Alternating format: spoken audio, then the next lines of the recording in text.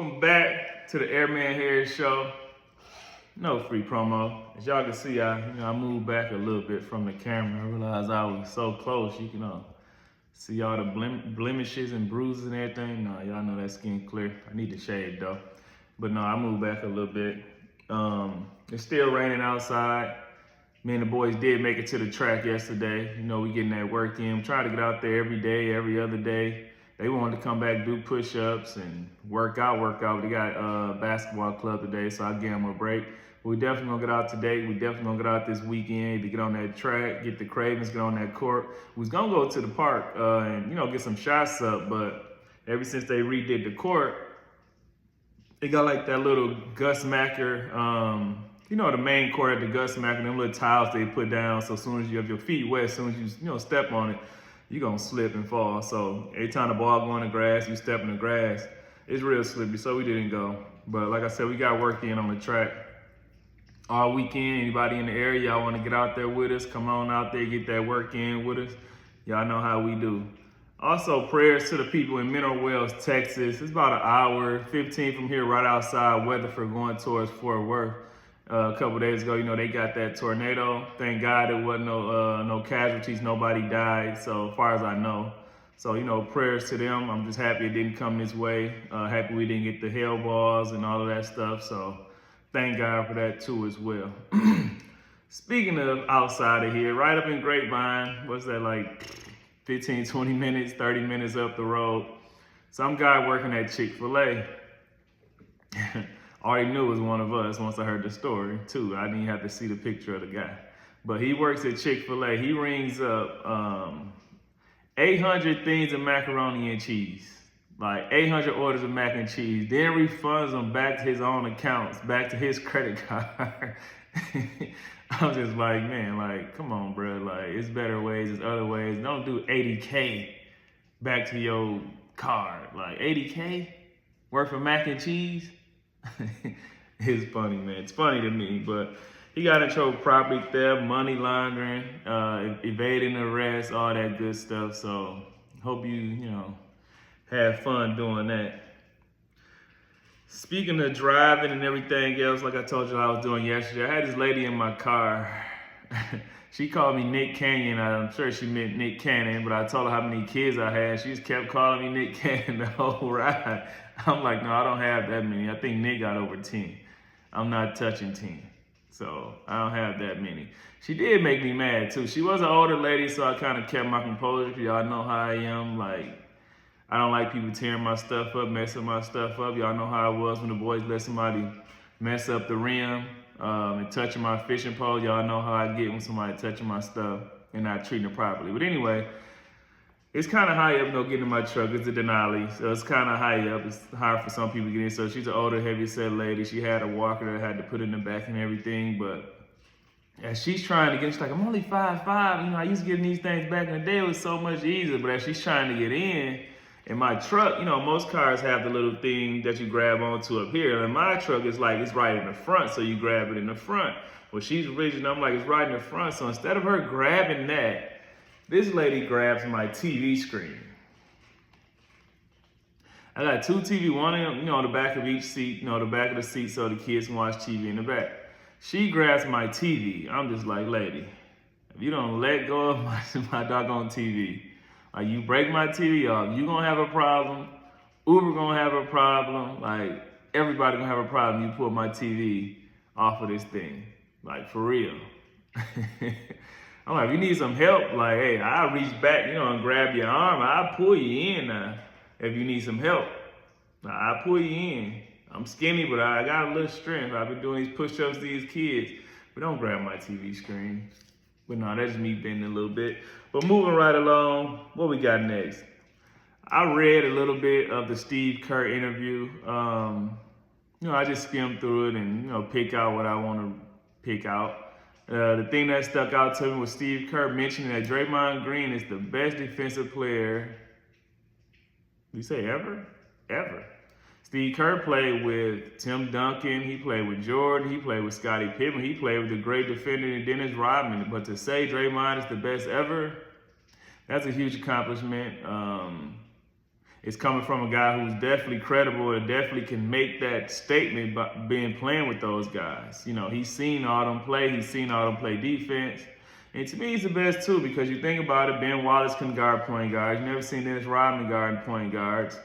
You don't see Tim Duncan guarding point guards. And all the great guards that was defenders, Gary Payton, Ron Artest, they can't guard centers. We seen that time after time again go from guarding, you know, James Harden to guarding Joel Embiid. You know, he could guard either one. That's what happened to his knees, I'm sure. You know, leaning, letting all them big guys who a half a foot or more, a whole foot taller than him and 100 pounds bigger than him, you know, just lean on him and lean on him. That's what happened to his legs. But to get that from Steve Kerr, that's a huge accomplishment. To me, that's a big deal.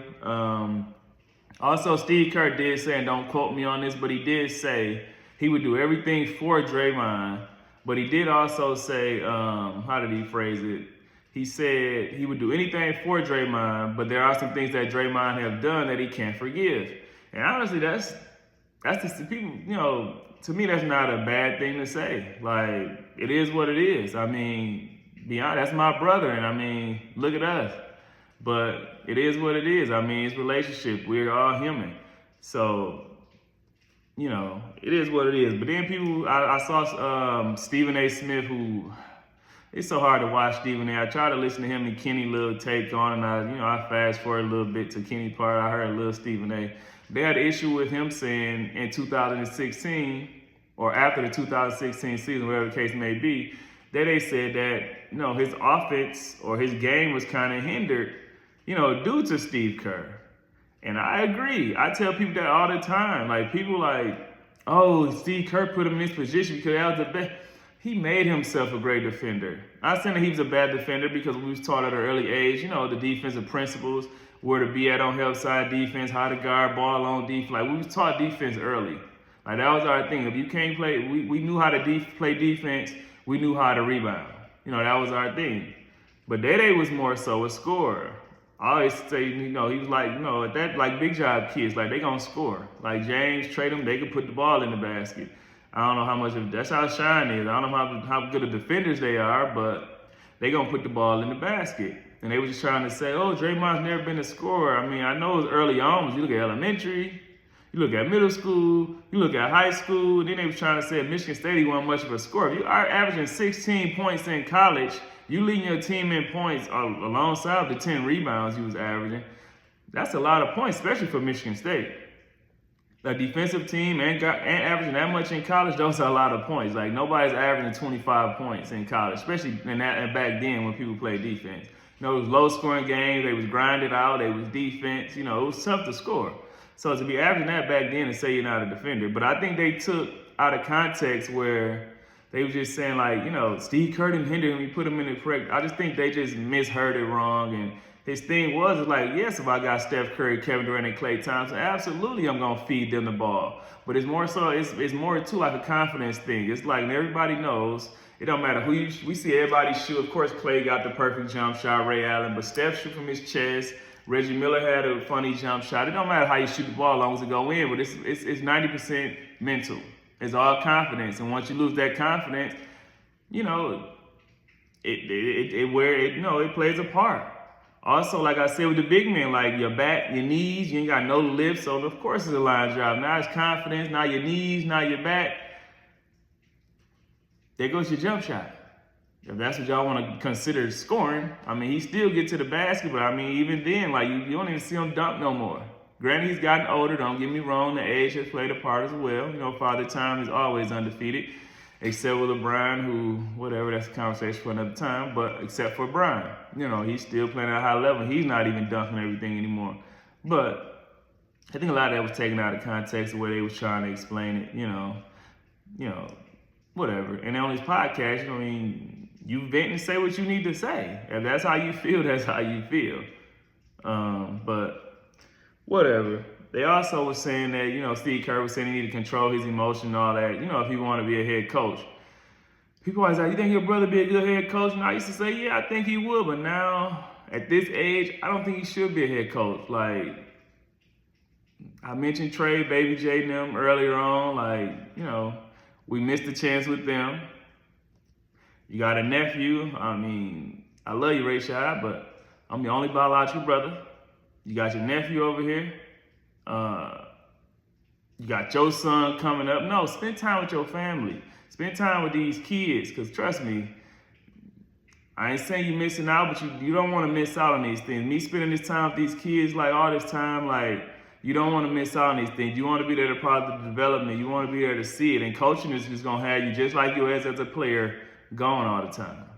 It's gonna have you away all the time. Spend time with the kids, because you don't get that back. You know, DJ needs you. So you ask my opinion, I say don't coach. You got enough money to, you know, do the broadcasting if you ain't got to be gone as much. But I feel like the kids, the family, they need you more. But who am I?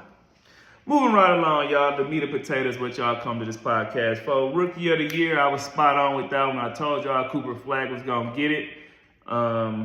He averaged 21, 7, 4.5, and 1.2 steals. Knipple was second with 19, 5, and 3. A lot of people want to say he shouldn't have got it. Knipple should have got it, but clearly he averaged more of everything than Knipple. Knipple probably shot at a better clip, but Knipple was playing, he's a fourth option. Like, if you look in the scouting report, Flags is about this much. Knipples is probably about that much. So it's like, you got Miles Bridges, who's not the best player on that team, who's an option over him. You got LaMelo Ball, who's probably the most talented one on the team. But Brandon Miller averages the most. So you got like probably 4 players ahead of him. So it's like Cooper got to carry that team. No AD, he got traded. Kyrie hurt. Clay out here, having sexcapades, or I don't know what he got, going on. He's not doing nothing. Clay's shooting the ball and it's going backwards. Like, I don't know what that was.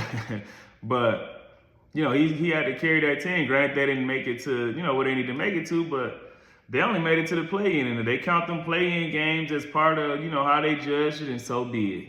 You want to blame it on that, then so be it. But I think Cooper Flagg deserved it for what he had to endure during his whole season. So, shout out to Cooper Flagg. On to the games, man. The Pistons beat the Magic. It's 3-2, y'all. K had a franchise career playoff high with 45. Paolo matched it with 45, but Paolo missed 7 free throws, and that was the game right there. You gotta hit your free throw. They missed way too many free throws on Orlando's team. Jalen Duren, the All-Star, he hasn't showed up at all in his playoff series for me. Like, we need more points out of Jalen Duren. Tobias Harris, who always get a lot of flack, always get a lot of flack. He's been showing, he had 23 and 8 last night. He get a lot of flack, but he's been showing up this series, y'all. I got to give it to him. The Thompson twin, only 5 shots, 15 rebounds, 6 assists. I guess that's inputting some, but 5 shots. I feel like he need to be better offensively. And so does Duncan Robinson. If you're going to play these guys like Cade cannot carry the whole city of Michigan, the whole city of Michigan, the whole city of Detroit, the whole state of Michigan, on his back. And that's what he's been having to do. And it's unfortunate for him, but he needs some help over there. They need to go out and try to get Devin Booker or Kawhi or somebody. Kawhi probably not going to try to get Book back home, or try to get somebody, because he need help over there. More points for sure. Because Bang had 18, Black had 19, Mo Wagner didn't even play. And I don't know what happened to Wendell Carter this past game, but shout out to the Pistons. I hope they can win this. They're the 1 seed. I hope they don't be like one of the ones that lose to an AC, but we'll see. The Cavs beat the Raptors. The Cavs up 3-2. Jared Allen still been MIA. Mobley had 23 and 9. Big Game James had 23, 9, and 5. Mitchell had 19. The keys to that game was Schroeder. Dennis Schroeder came off the bench at 19 for him. The others, like Shaq called them, they always got to stay ready. They always got to, be ready when their number called, and Schroeder was ready. Ingram got hurt. That kind of hurt the Raptors. Granted, he had been playing well in this series anyway. We know what he did in the regular season. Since the postseason, he hasn't really done much, but Barrett and Barnes still held their own with 25 points for 25 and 12 for Barrett, 17, 8, and 11 for Barnes, and Walter had 20 off the bench. So them guys put in, but losing Ingram kind of, hurt them a little bit. Just his presence alone, even being out there, hurt the Raptors. The Rockets beat LA So it's 3-2 LA. If they let the Rockets come back and win this series, and KD not playing, I get Luka not playing, I get Reeves, still kind of banged up, whatever. Brian looked kind of old and sluggish and slow out there. The whole team, honestly, it was over before it started. Once the game started, I just seen how slow they was moving. You could tell once teams come out like they got, ankle weights on when they moving, it's pretty much over. The Rockets played great collective basketball. They're moving the ball. That's what you like to see teams do, especially when their star player is out. They play as a team. They came together, and they did what they had to do. Smith came out hot. He had 22 and 7. Easton with 18 and 5. Sengun had 14, 9 and 8. Who's still not. Sengun, I don't know what it is with Sengun. I just thought he was maybe just me thought he was better than what I've been seeing, or I don't know what it is, but Sengun still ain't really doing that much for me. The other Thompson had 15, 7 and 4. Shepard had 12, and he did get his get back on Brian, after was that game 3, I think, when Brian stripped him, one of them games. But anyway, shout out to the Rockets. Brian had 25, 3 and 7. Aiden, he been playing better in this series too. Ever since them guys, who's that, Shaq, Chuck, whoever it was, since they called him out, you know how they do. He been playing better. He been playing good in this postseason. He had 18 and 17. Reeves had 22. He did have 12 free throws. He went 4 for 16. Granted, his first game back. Hopefully he can do what Joel Embiid did yesterday. His second game, hopefully got his feet on them a little bit, got the kinks out, and hopefully he can provide more so they can close it out. Because if they don't close this out, it's going to get ugly, especially if KD wind up just coming back one of these games. I don't know what's wrong with him. I don't know if it's KD knee. I don't know if it's his ankle.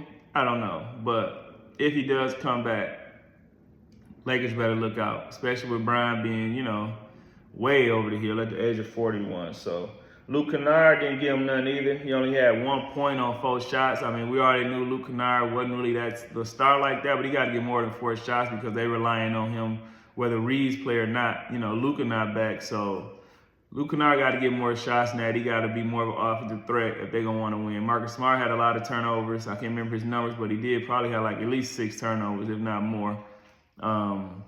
So they just got to play smarter basketball if they want to win this series, y'all. But I'm out for the day, y'all. Peace.